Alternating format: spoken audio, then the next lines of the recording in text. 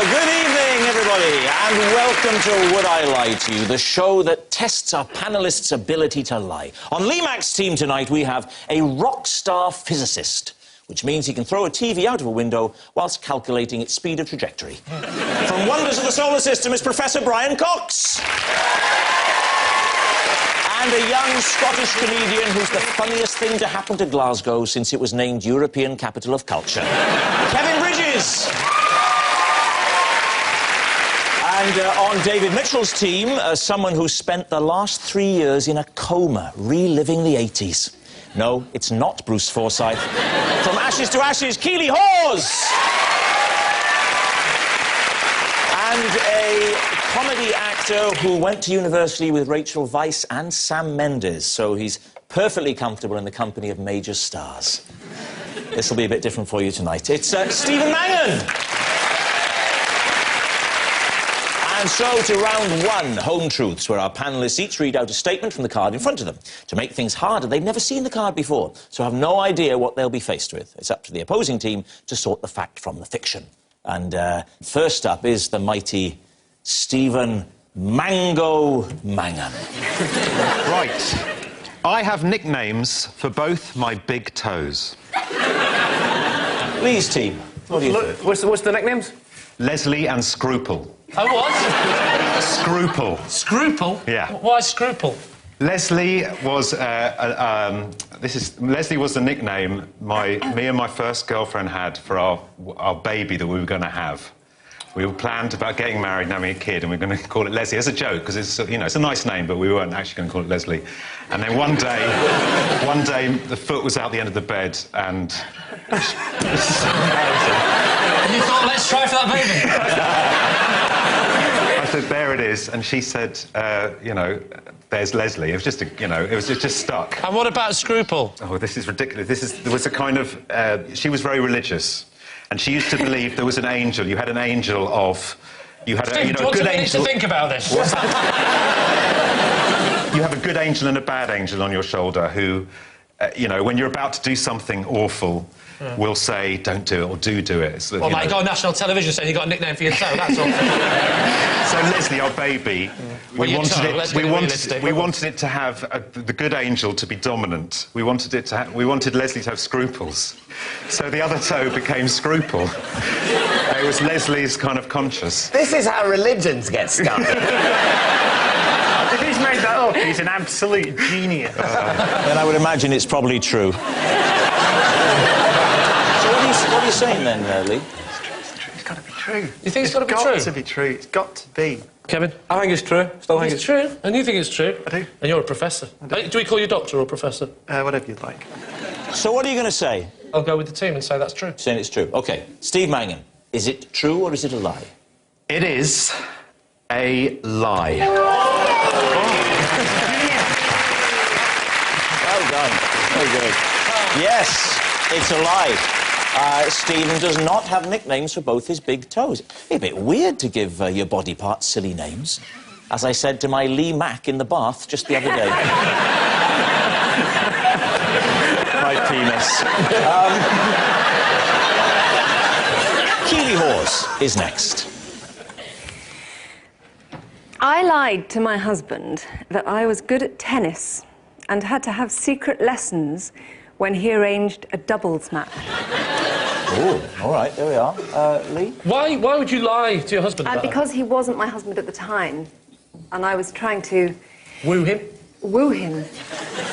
He's very sporty, so I told him I could ski. And has he subsequently asked you to go skiing? He took me skiing. Did you have to learn to ski? It was truly terrible. Well, somebody called Just actually taught me how to ski. Just? I can recommend Just. Skiing. Yes, so, no, so I went and booked some lessons. And what was he called, the instructor? My God, I can't remember. And yet Just, like that. Yeah, but Just was like... Keely, keep it together, it's falling apart. Yeah, no, I can't remember. What was the first thing you learnt on the tennis court? How to bounce the ball. And how do you bounce the ball? That was a quick What bounce. do you mean? Well, it's only What was that it, on big the- and it's only there to there. Well, I think you tell her gravity would have taken a bit longer to get down and all, wouldn't it? Well, you're playing on the moon. It's not just gravity. You can give a bit of force. You can impart an impulse to it, yeah. That's it, impossible.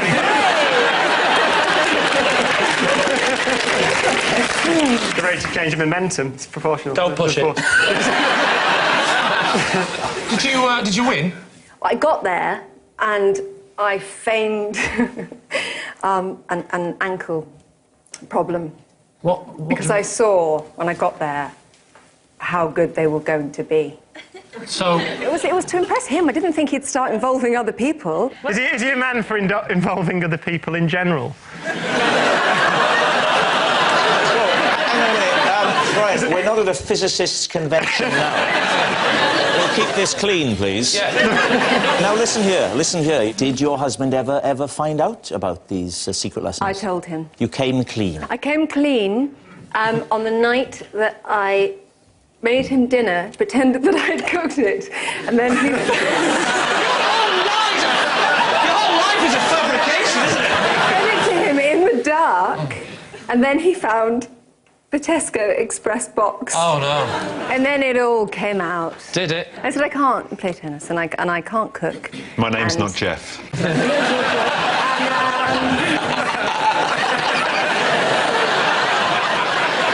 So what are you going to say, Lee? Truth or lie? True or lie? I think it's true. I think it's true? believe that. What do we think? True. I'll have to go with the team then. I'll say that's So you're saying it's true? Oh, all right. Keely, truth or lie? It's absolutely true. well done, team. I was doubting that one. Nice work.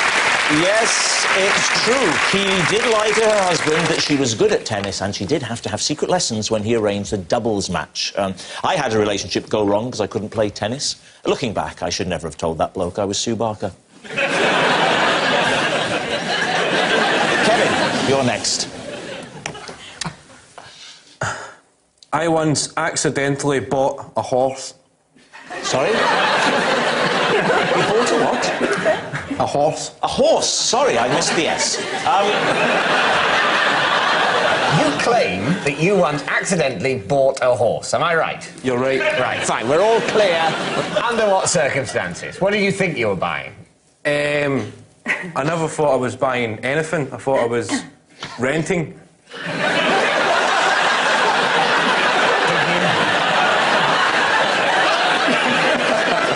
Did you think you were renting a horse? Yes. Right. So you paid to rent a horse, and then at the end, when you tried to return the horse, they said, "What the hell are you doing?" I've been trying to get rid of Psycho for years. That's pretty much it.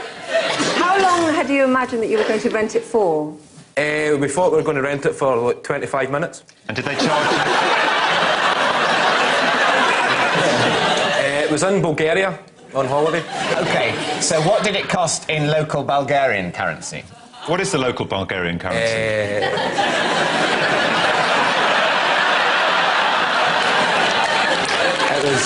We're going to It was lose. 200 lev. Lev, L-E-V. I don't know how you pronounce it, but lev. 200 lev. 200 And how Bulgarian. much is that in sterling, roughly? Roughly, I At think the it's time. At the time, I think it was at £90. So we thought it So was a you- good deal £90 for 25 for minutes. 25 minutes on a horse. But you said we thought we were going to rent it for 25 minutes. There was me and my friend. So you It were was a going to lad's holiday, we were 18, we thought we'll we'll go horse riding. In Bulgaria. In Bulgaria. Did you question the odd sort of time slots they were going for? No, the I've guy- never been pony trekking, but I imagine they sort of rent you the horse for perhaps a couple of hours. Oh, the or, guy- or at least a solid half hour. You get 25 minutes and then the horse needs a break for 5 minutes and then And somebody then else you keep comes. the horse forever. Oh, I never knew that. What happened when you tried to take it back? The guy explained to us that the guy was gone. The guy... Never say the phrase on this game. The guy explained to us that he'd gone. Well, there was two. Never say that. There was two different guys. There was two You have to guys. go through me if you want to speak to my client. We are There was guys. There was guy A. Guy A. That's a Bulgarian name. Very well known. The most famous Bulgarian name. Right, guy Dimitri. I think that... No, a guy A. And guy B. Right? Right. We thought we were going horse riding and we were heading towards the place where you actually hire the horse. Stables? The official. The stables, right? Honestly, even I think he's making it up, and I'm on his team. Bit of patience, Brian, come on. Right. We met a guy on the way who had a horse, and we thought he was doing that thing, in Asda, when you've got a shopping trolley, and you're taking it back, and somebody else needs a trolley, and you say, "Do you want that fun?" So we thought the guy was saying, "I don't need to go all the way to the actual stable. I'm from the stable, Yeah. so just hire this horse." That's what the guy said. Yeah. So we thought, all right, there was a bit of a communication breakdown. There was a Bulgarian guy trying to speak English and two Scottish guys trying to speak English. So we thought the guy had gave us the horse to ride and come back in 25 Were you minutes. not surprised? I mean, I've never been on holiday to Bulgaria, but I imagine that things would be a bit cheaper in Bulgaria than in Britain. Were you not surprised that it cost you the equivalent of £90 to hire a horse for 25 minutes? It was 25 minutes each, so it was two of us. Right. So we chipped in for a horse. For 25 minutes each. But still, even if you thought you were going to get 25 minutes each, that's a lot, isn't it? Oh, it's an hour. You need to give the horse a break, as I said. But let's forget about the 25 minutes. Just forget about the horse. That's Forget about the horse, yeah. That's absolutely, obviously bullshit. You take the horse back. Guy B, who's the guy you met on the way to the stables... He's gone. He's gone. No sign of him. No, he's gone. So you say to Guy A, well, we hired this as part of your not bothering to actually go to the stables but getting it a few hundred yards away scheme. We hired this horse for 25 minutes at an extortionate rate. Nevertheless, here it is. And what did he say? We went back to the place where we picked up the horse. Oh, so not to the stable, No. but to the random never got point right. in the road. 100 yards from the stable. So you, bewilderedly, where has the mysterious man gone? I would have thought that logically, when you were returning it, having thought that it had come from the stable, but you'd been lucky not to have to walk to the stable before hiring it, you might nevertheless have thought, well, the stable's where it's got to go back to, Yeah. rather than, well, Sodom, this is where we picked it up from, I'm not actually taking the stable. I'm going to stand here, 300 yards away from the stable, going, come over here! Come and get your own horse! At which point locals start waving, going, no! You keep! Kevin, look at me. You're taking the horse back. Look at me! What happened next? Come on, Kevin. Come on. Right. So where are we taking off from? You're taking the horse back. Let's go back to the start. Kevin Bridges, for the love of God, please tell us what happened. Right. We bought a horse. We thought we'd rented the horse. We'd done the horse riding, took it back to the initial place we picked up the horse. Yes. Locals explained we'd went to a counterfeit horse guy. It wasn't the official horse riding stable. This was a counterfeit horse. This wasn't a genuine horse. This was maybe two guys in a costume. That would explain the 25 minutes. Yeah. I can't only do 25 minutes. The giveaway was after 25 minutes, so one went.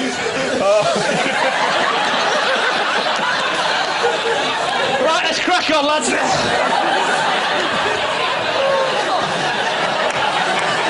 So, David's team, what do you think? Truth or lie? I mean, the trouble with this game is it plays tricks with your mind. But I don't think it's true. You don't really. It's got to be, hasn't It's it? got to be a lie. Got to be a lie. Yeah. Saying it's a lie. Right, so here we go. It really is. Here's the moment. This is more than any other episode I've done of this show.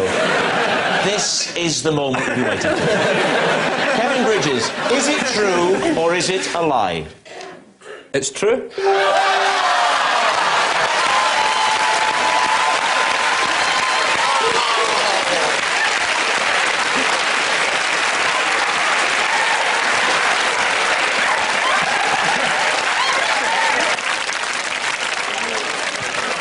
Unbelievable.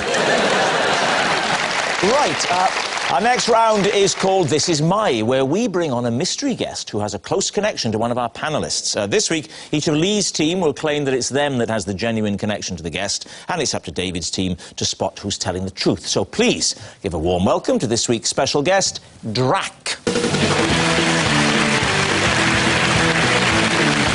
Welcome, Drac. So, Kevin, what is Drac to you? This is Drac. He's my dad's friend. He took me out for a driving lesson and I reversed through a chip shop window.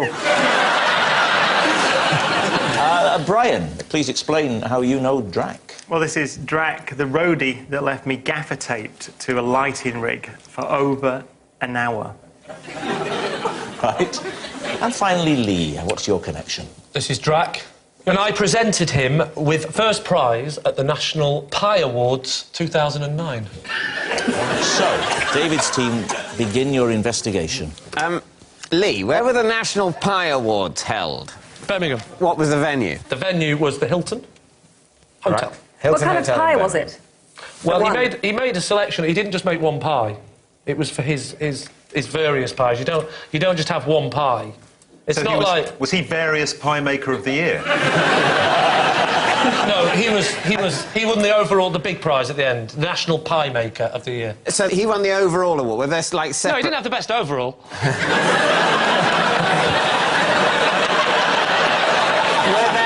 What were the separate awards? Were there like apple pie, steak and kidney pie, and then Drac won the big, you know, like best film, best pie?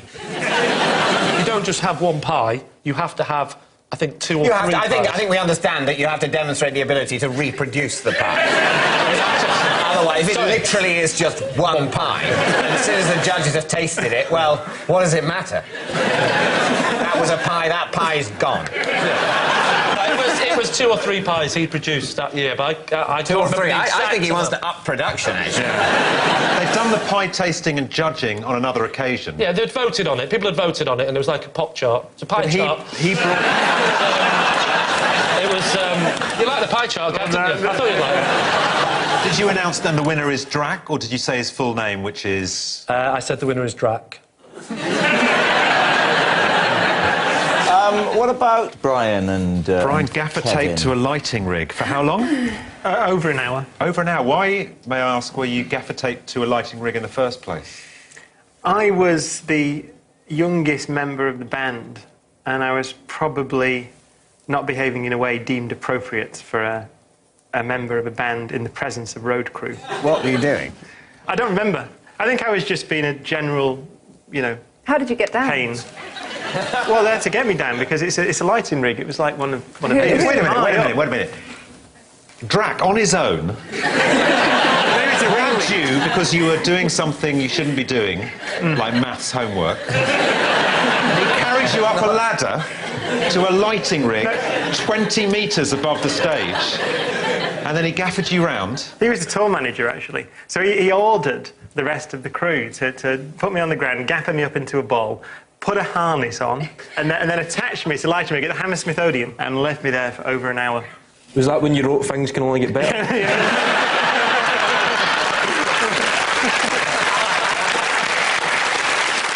And you can't remember what you did that had offended them? No, I think it was just a build-up, I think, of absolute annoyance over many weeks. I can believe it. Yeah.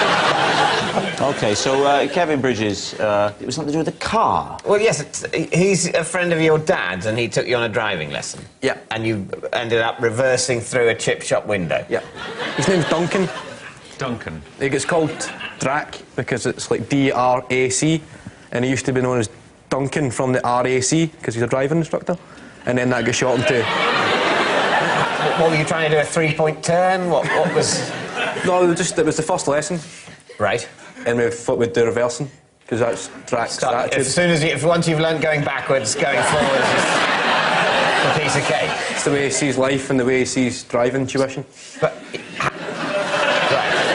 You've got a chip shop by the side of a road, so the car is not facing... The front of the back of the car is normally not facing a chip shop, is it? No, it was in the car park of the chip shop. A chip shop with a car park? Have you not been to Scotland before, David? So this is like a kind of IKEA scale. It's a massive chip shop. I worked in this chip shop. So you're in the car park by the chip shop window. Yeah. And you get in the car for the first driving lesson, and he says, first things first, reversing. So why didn't he press the brake when he saw you hurtling backwards towards the chip shop? He was busy trying to design his new pork pie.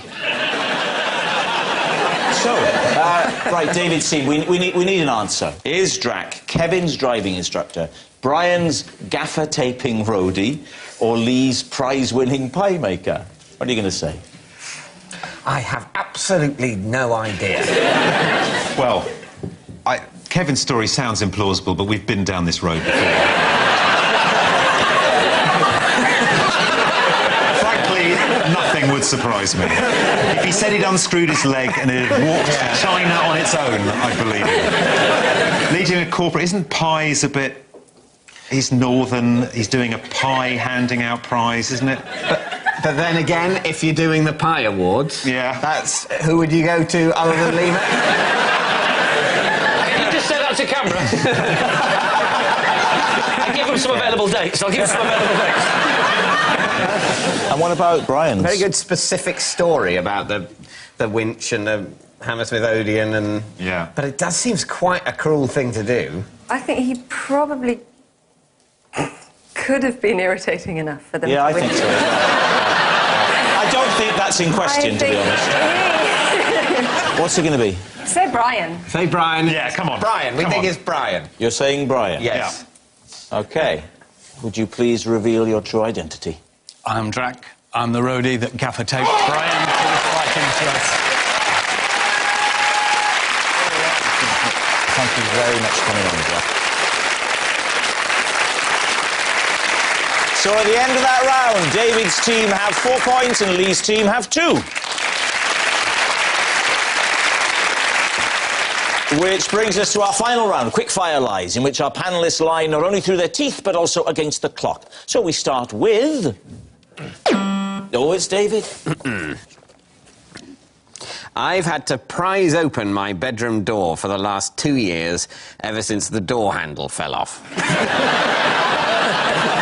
What do you use to prise open the door? Just my fingernails. And you have to go to the top of the door jamb. Is it an out or a... No, it depends which side.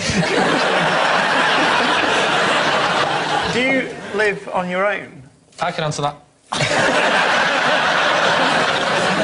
I have a flatmate, but it's just my bedroom, yeah. It's only you that has the inconvenience. So you have to do... I'm absolutely the only person who ever needs to get in or out. He speaks to me with a stare, and I don't know... That's just, you know, Don't a say look of anything. resignation. Why haven't you just whipped out a knob and affixed it to the entrance?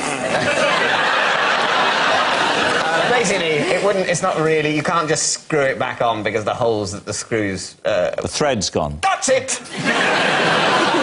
Keely, speaking as the only woman, in your single days before you settled down... Oh, God. And yes. you'd have been met as David and you'd be getting on like a wildfire and he said, well, why don't you come back to my... I know you don't like this kid. I know you don't like it.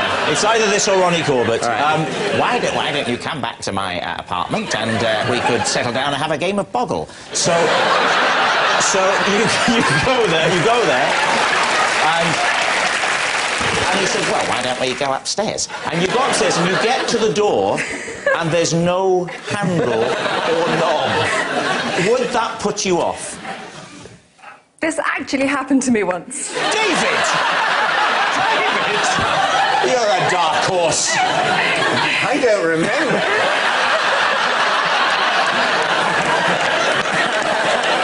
I stayed over, and when I got up in the morning to leave, I couldn't get out. And I didn't know where I was.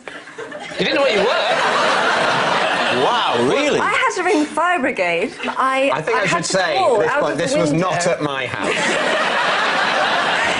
And they had to come and put a ladder up to the window and give me a fireman's lift out. Where was the man who you'd gone back with? He'd gone to work. He'd gone to work and locked you in for later. Didn't know.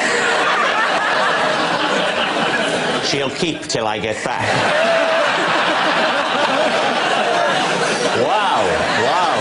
OK, what are you going to say, Lee? I think it's a lie. You think it's a lie? It looks like a man that's got well-maintained doors. Yeah. I'll say it's a lie. OK, then we'll say it's a lie. You're saying it's a lie. David Mitchell, were you telling the truth or were you telling a lie? It is, in fact, true.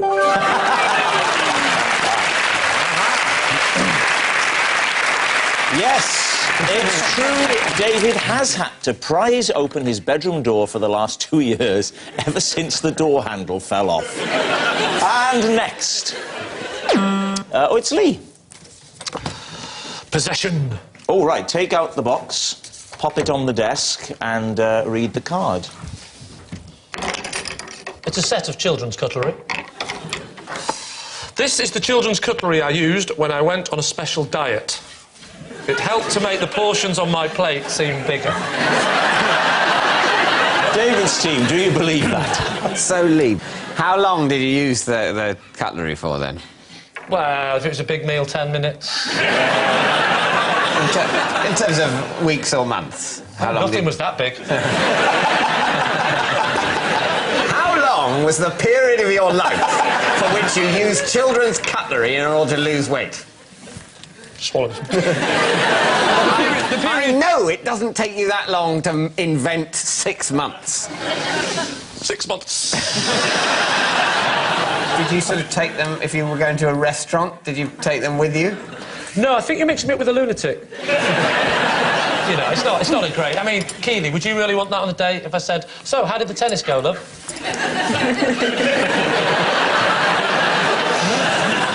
I could take it into the bedroom and go, you don't think it's big? Look at it against this. And that's a salad fork, let me tell you.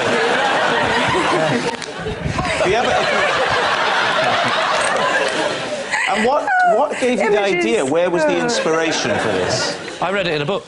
You read it in a book? Yes. Which book was that? The Book of Dieting. The Book of Dieting? No, it was a Big book of stupid dieting. Right, David, what do you think? It's a lie. It's a lie. Keely, are you in agreement with the rest of us? I think that's a lie. So you're saying no. OK. Lee Mack, were you telling the truth there? It was a lie. What a shock. It was a lie. Lee did not go on a diet which involved using children's cutlery for every meal to make his portions seem bigger. Oh, that noise signals time is up, and I can reveal that David's team has triumphed by 7 points to 4. But, of course, it's not just a team game, and my individual liar of the week this week is Kevin Bridges.